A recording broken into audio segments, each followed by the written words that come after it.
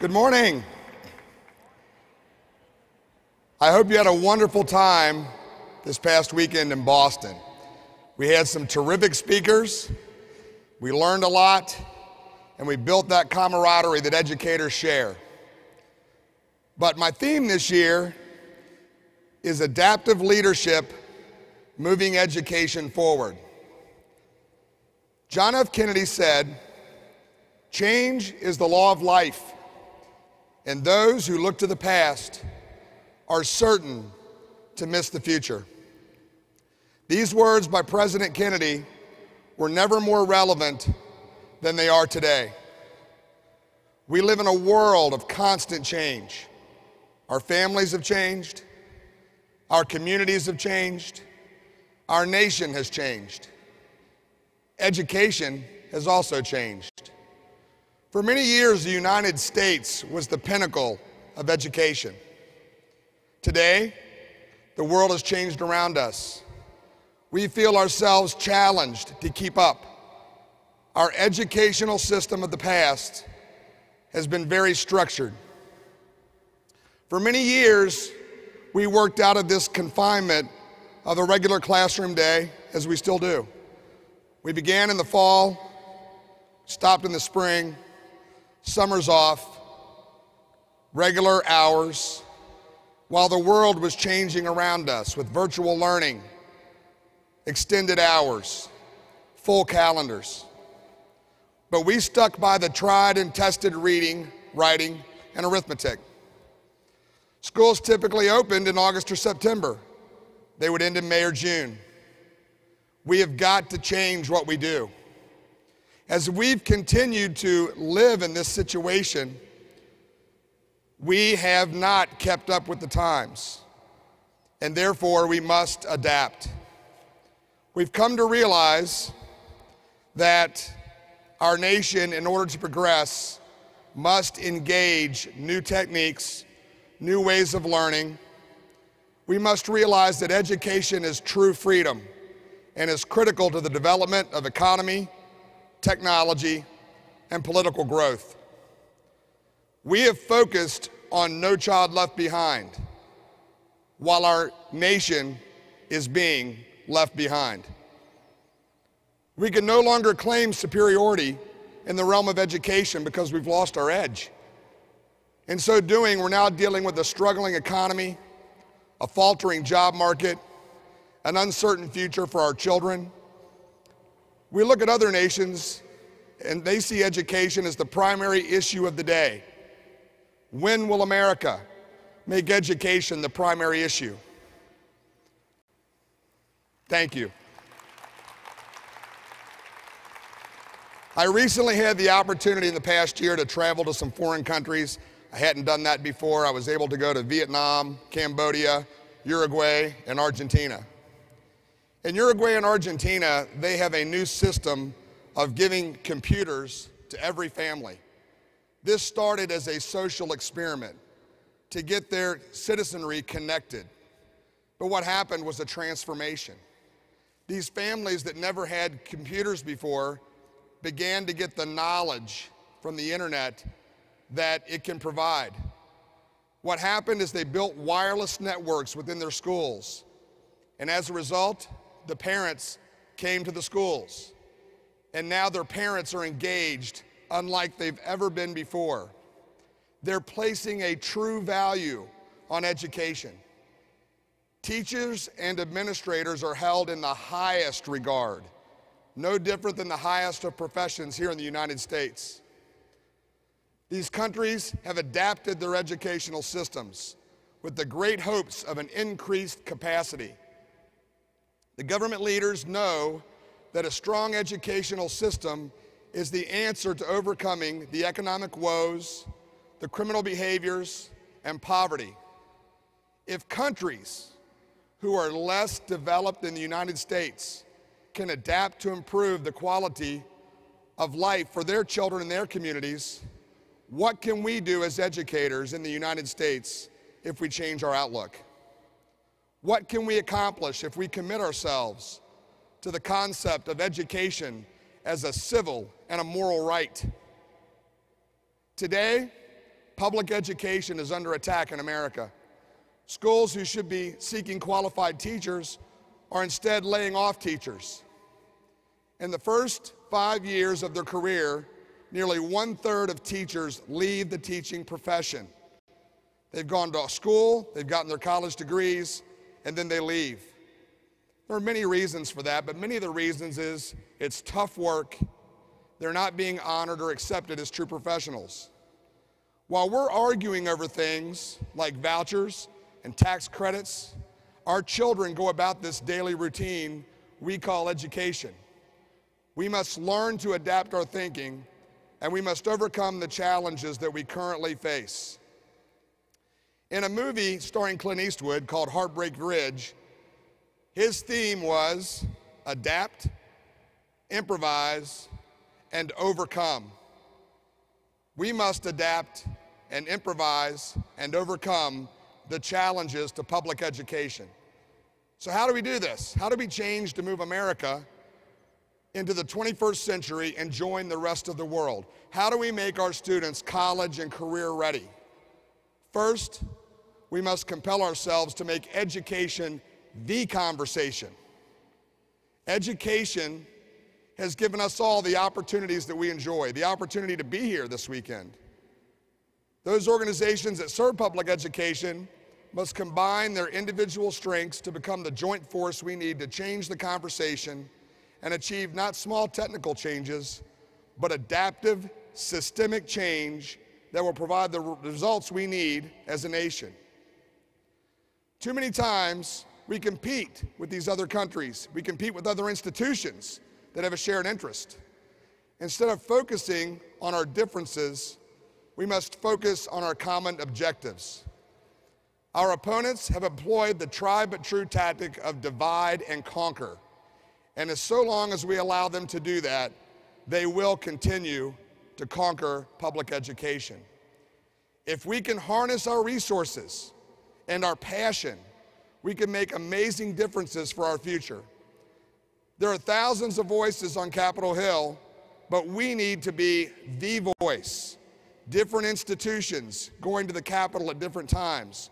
What would happen if we combined all of our efforts and we went to Congress and we said, no more. Education is the issue.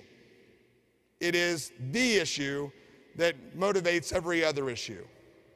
Second, within our own organization, we must focus on a common goal. Our message must be concise, clear, and very powerful. Many of you know that over the past 2 years, NSBA has had to refocus its work. We did a strategic plan, and we committed ourselves to working with and through our state associations. In fact, we've even established a new NSBA committee. We established a lot of committees, but we have this committee for the purpose of redefining who we are and where we're going. From the local board member in a rural community to the officer roles of the state and national association, we must be in sync. The NSBA must be in sync with its membership, the state associations. As educational associations, we must be combined together.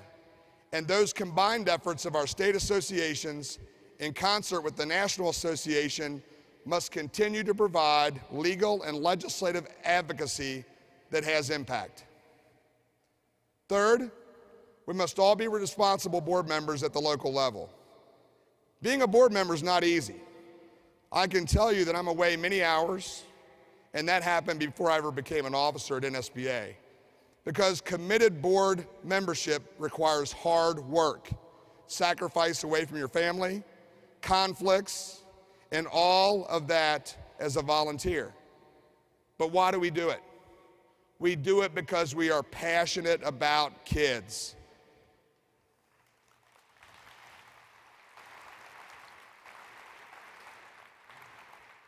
I'm passionate about my kids. I have my family here today. I'm very blessed to have them here today. I have 3 daughters. Kayla, who's 18, Brittany, who's 15, and Brianna, who's 12. Needless to say, my house is an active place. We have middle school and high school and all of that activity that goes on. But you know what?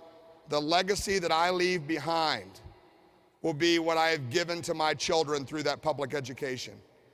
They will have opportunities that even I didn't have. But not all children in America get those opportunities.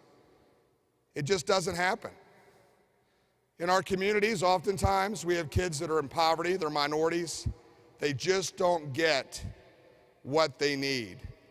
We as a nation, we as an association, must provide those educational opportunities.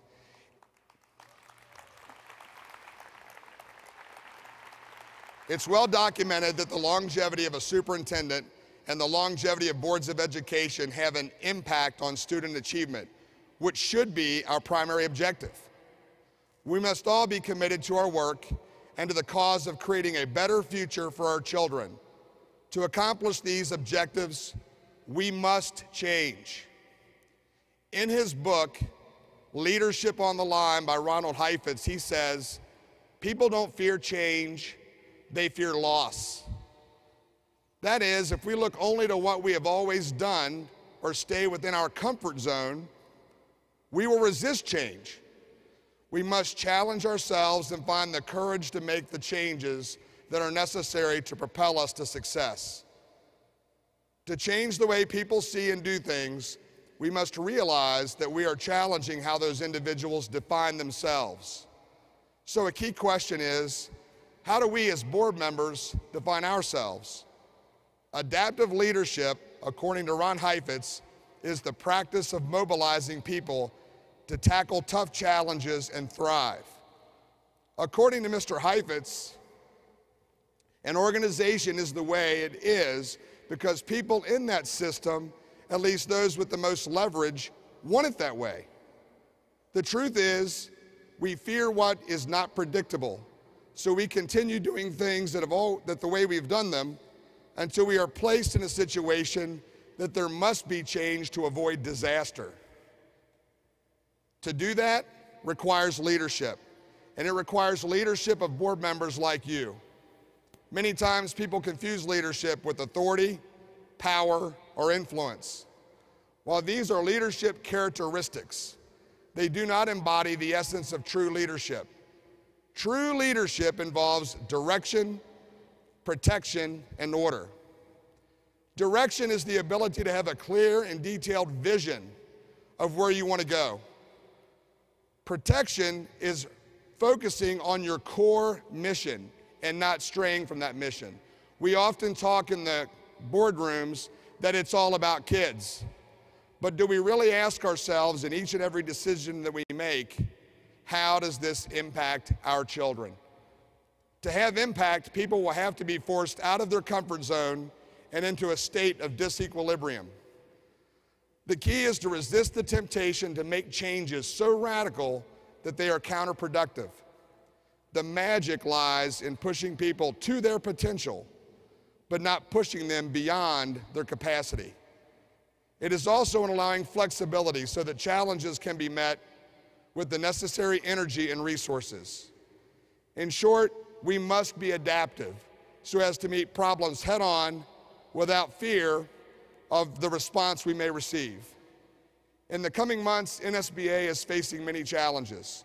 We must deal with a sluggish economy, endure the endless attacks on public education, maintain our emphasis on legislative and legal advocacy, promote our work with and through state associations, and select the next executive director of this association.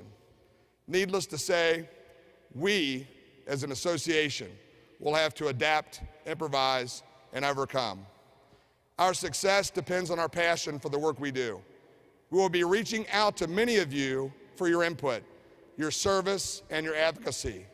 We as an association are only as good as our members. We as board members are only as good as the information we are given. As I take the reins of the association in the coming year, I want to hear from you. I want to serve you.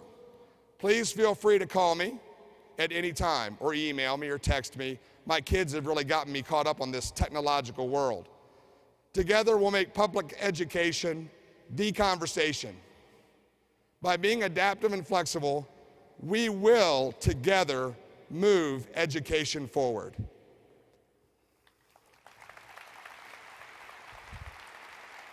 Now I want to take just a moment, I can do that now, and say to you that I want to recognize my family who's here with me today. Not only are my daughters here, but I would be remiss if I didn't say the reason that I stand here today is also attributable to my parents and to my wife. My parents are both retired educators. My dad's a retired school administrator. My mom's a retired elementary teacher. They motivated me to believe in education. I was always told that education is one of those things that once you attain it, it can never be taken away from you. That passion propelled me. And now with the love of my wife and my family, I've been given this opportunity here today to work with so many good people. And as I depart from the stage, I do want to recognize one of those people that has made a very big difference in my life. And that's our immediate past president, Earl Rickman. Earl, where are you?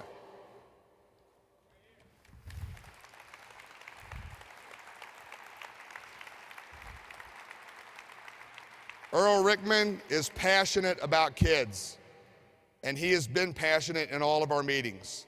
And Earl, I just want to personally take this opportunity to thank you for not the difference you made in my life, which is large, but for the difference in the lives of children you've made all across this country. Thank you.